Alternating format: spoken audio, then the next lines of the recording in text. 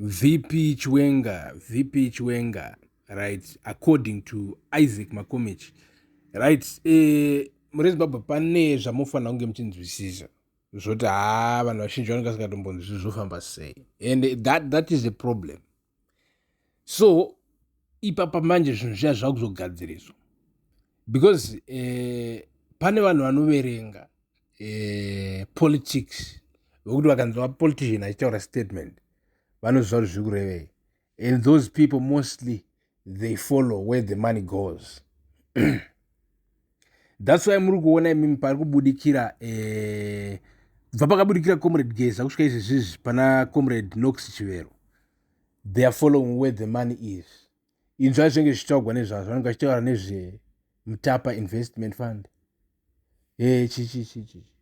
CEO kwakati, governor wazoita so wabvumira 4 billion wabvumira 2 billion. So muri kunzwisisa here nyaya muri kunzwisisa here nyaya kuti nyaya iri pamari zvinoti even team Chwenga ramai muchiona rere rinenge chitarisa kuti mubudiro uri kuita mari kakuti rinenge richitarisa kuti vakomana ava vane control over the nation's resources, and to have control over the nation's resources is not, like equals to being bad automatically, because at the end of the day someone still have to have that position. But of course, some human beings, we are jealous, so we criticize, so we look at tobvatada kuongorora kuti ivo vacho vapinda pazvigaro izvi vanatagwire vanenge uchinzwa kuti is running this department kazodai souku kanzi kwaita CEO wemutapa investment fund uku kwaita chichi, vanhu vekuti do they qualify to be running those things by merit or vangoitwa zvekuchuzwa handiti?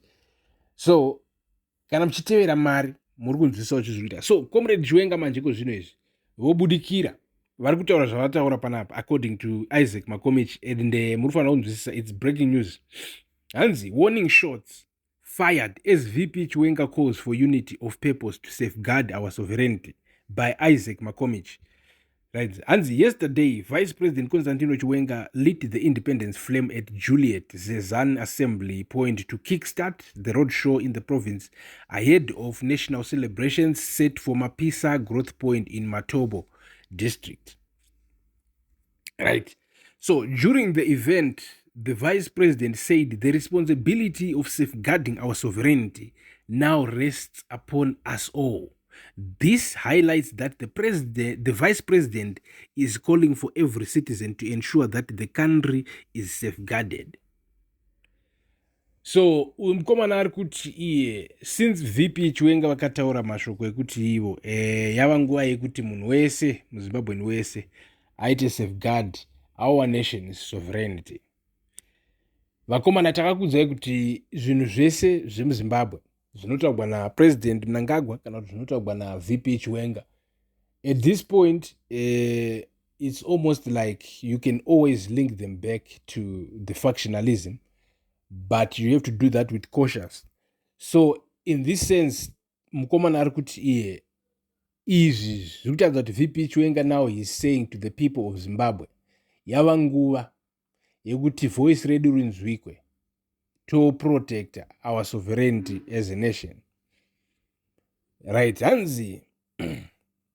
This comes at a critical time when some greedy politicians are trying to destroy the sovereignty of our nation by amending the constitution without a referendum.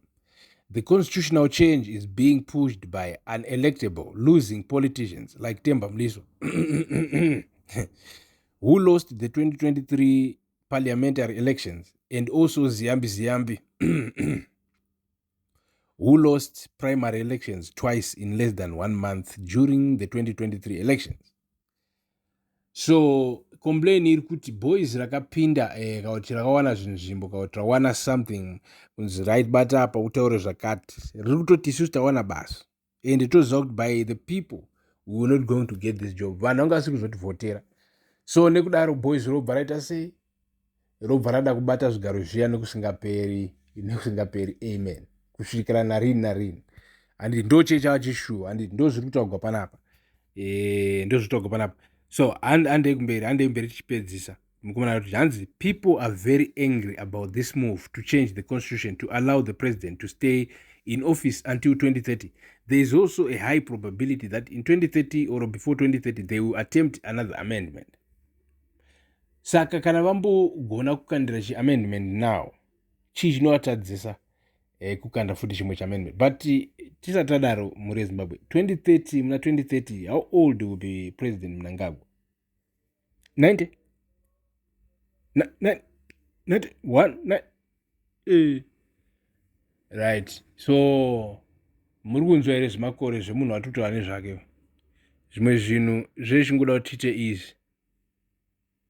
And it because 90 years atova mafanisi.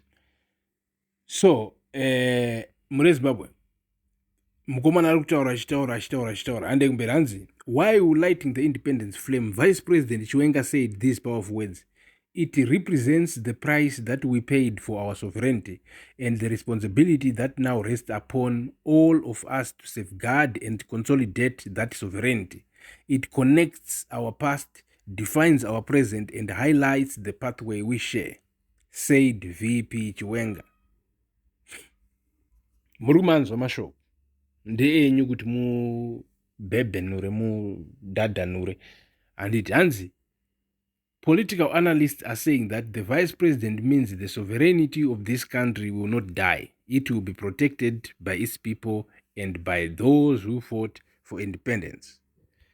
So muri Zimbabwe isusu toda kunzwa kuti do you think kuti mashoko aya atsaurwa naComrade Chiwenga ari kureva zveshuwa kuti maZimbabweans ese manje akufanira kumira against amendment bill number 3?